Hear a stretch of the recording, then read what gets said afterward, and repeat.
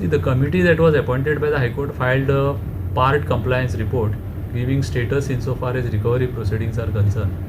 The High Court has further now directed to file a further compliance report in that regard as far as recovery is also concerned. Thereafter, the High Court has also said that insofar as that machinery and plant which was lying at the site and which has been attached in criminal proceedings, whether it could be auctioned and permission from the JMFC whether is required in that regard. So High Court has further directed that the possibility of auctioning of that plant and machinery can be seen.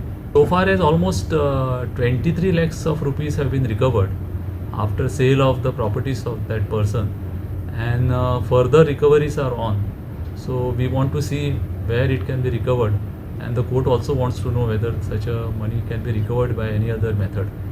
But any assessment has been done that how much damage had been? No, that amount is already fixed. There is an order which has directed that person to pay this much of amount to the government. Now that quantum is fixed. That is more than about 1 crore and 50 lakhs. More than that.